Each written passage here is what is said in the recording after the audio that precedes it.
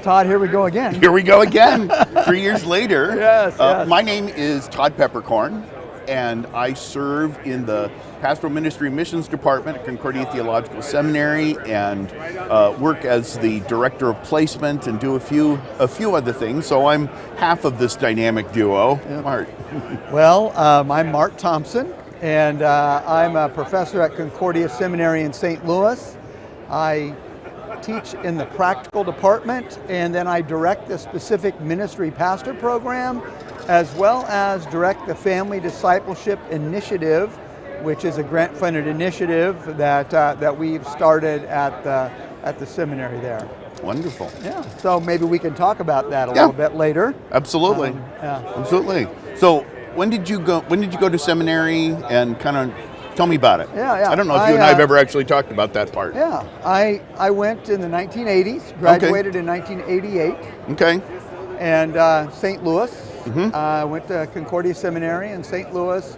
First parochial school I ever attended. We didn't have a Lutheran school in my hometown, and I went to a state university. Okay. I went there not thinking I was going into the ministry, but was influenced by a Lutheran campus ministry. Oh, yes, of course. Shout out to Missouri State University, the LSC. So. The LSC, all right. Yeah. That's wonderful. And so my wife is from St. Louis. Okay. We met in college. There was no question of where I was going to seminary. Sure. You're all Missouri in. That's right. That's right. So that was me. Loved it. Did my vicarage in Minnesota. And it was a campus ministry as well. Is that right? At Mankato State University. Okay. Now Minnesota State University at Mankato, I think is what it's called. Yep. And that was a great vicarage, and it was actually my first call. I went back to seminary for a year. They decided you haven't finished. So they called me there to serve as campus pastor, and I served a small rural parish as well. Oh, that's well, fantastic. how about you? Well, I sort of ironically, I guess, I grew up in St. Louis. Okay. St. Charles, actually. Okay, sure. And then went to college at Concordia, Nebraska. All right. So met my wife Catherine there and everything. And then went to Concordia Theological Seminary, Fort Wayne. So I was there from 1992 to 1996. Okay. And those were some fun years, that's for sure. My vicarage I did in Waco, Texas. Okay. So I was there the year after the whole Branch Davidian ATF debacle. Right. I'm sure you remember that. Oh, yes, The I joke do. at the time was Todd Peperkorn, St. Paul's Lutheran Church, Waco, Texas. This is not filling a vacancy. So that got me initiated into Texas. Okay. And my wife was teaching at the Lutheran High School in Dallas at the time. Okay. And St. Paul's was just a fabulous congregation. Wonderful, wonderful people. I don't think I've done much in the way of water skiing since then, but it's probably better for everyone. But yeah, it was just a fantastic time. My supervisor's name was Albers, Walter Albers. He was a very grandfatherly figure. I mean, he was in his 60s when I was there. But we really got along great, and probably his greatest strength was visitation. We spent so much time in people's homes and in hospitals with sitting with Such families. an important part of pastoral care. Huge. Yes, right. It's one of the weird things that I think has sort of shifted a little bit in recent years. Last 5 years I've been the director of vicarage, and so I'm moving into placement now. But I have seen that vicars are doing a lot less hospital visits than I think they used to. And that's not because vicars are lazy. Right. It's because they just aren't in the hospital that long. And so if the pastor catches them, when you can have an open heart surgery that's outpatient, that really has made pastoral care kind of a little tricky, which is interesting. Right. No, that's a good point. Yeah, but I spent a lot of time doing those visitations. It was a big congregation, and so we had a whole round of shut-ins, etc. And that was probably where I really kind of started thinking about things like hospitality. How do you actually care for people as human beings, right. and not simply giving them information. Being a pastor is not a brain dump. It's actually caring for people. Right. Well, and I'll jump in on that hospitality note, because as I was sharing a little bit with you earlier, I really appreciated the presentation that you made at the recent Theological Professors Conference on hospitality. And I'll have you know that I took down the names of these movies you recommended watching.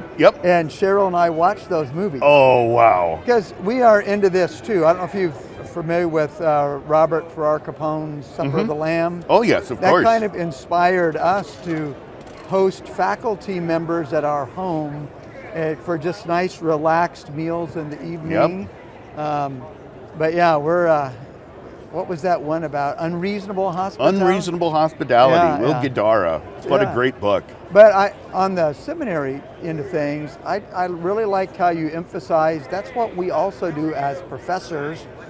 Not that we're serving meals or anything, but we're showing that hospitality to students. It's we could put that theologically as mutual consolation and conversation of the brethren.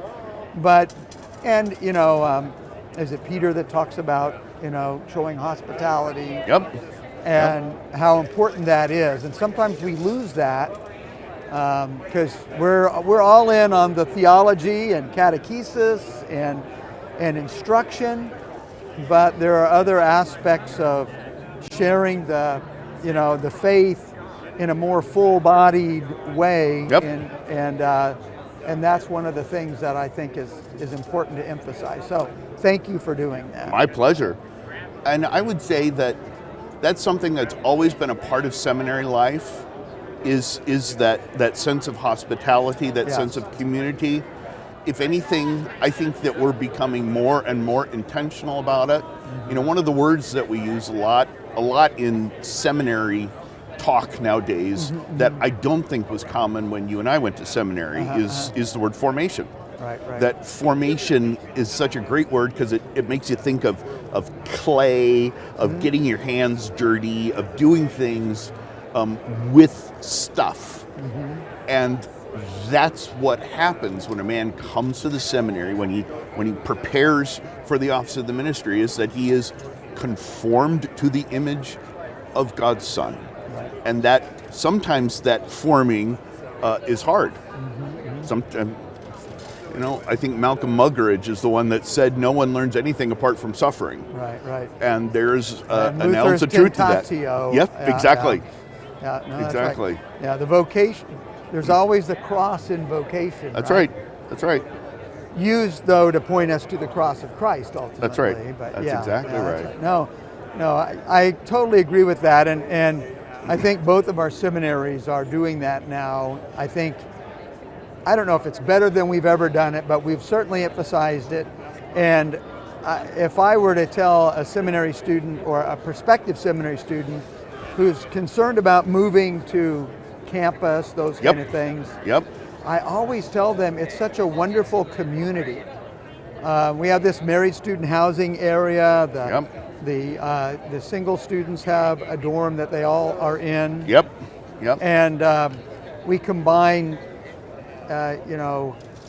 life together with social activities, but then also the emphasis on chapel.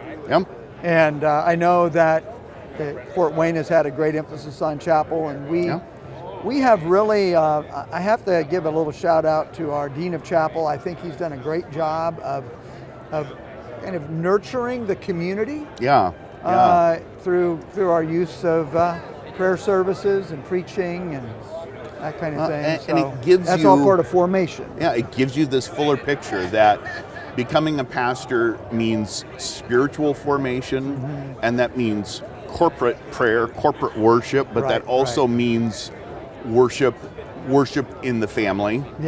That means worship in solitude, in prayer with the Word of God, in small community. I said family is the most obvious unit, and I know that that's something that's quite important to you, but also in the classroom even. And I love that in my mind, a good classroom is a place where there is not only deep conversation but lively.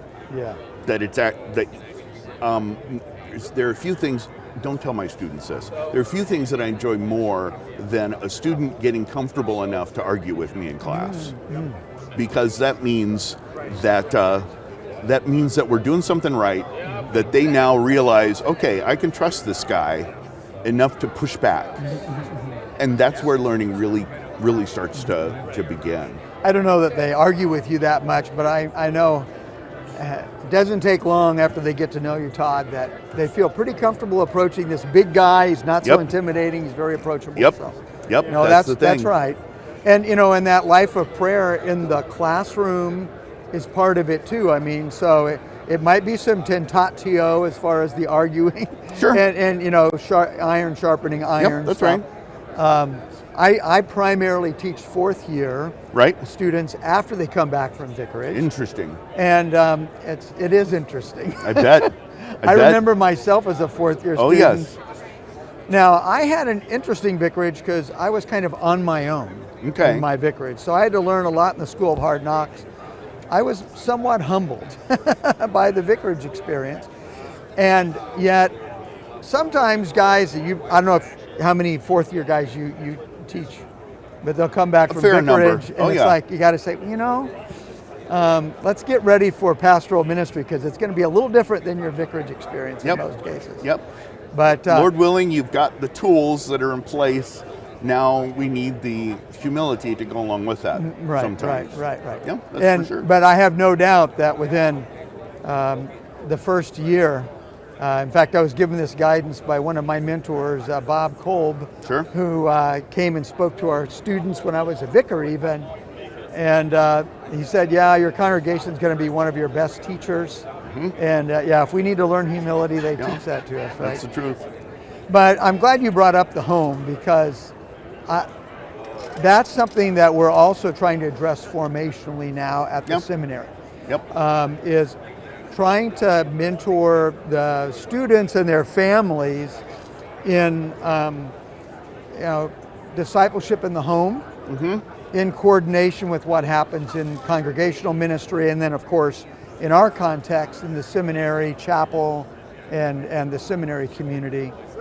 Because when they leave the seminary, they leave that chapel community behind. Right. They're going to a congregation that they don't know yet. Yep. But when they move with their family, if they have established that habitus, we like to use that word at times, of having this focus on the family altar, on daily prayer in the home, not totally dominating, because as when Luther moved from the monastery to emphasizing vocation, he said, we can't spend all day in prayer, right? Right. But just following the simple ordo and the catechism about how to do daily prayer, so you orient your life and your life together in your home around the gifts of Christ, the promises of God, and the guidance that His law gives to us. So that's one of our priorities right now. I love it. I think I hear our song in the background going. So it is always a pleasure to talk to you, Mart. Yes, you well. Todd.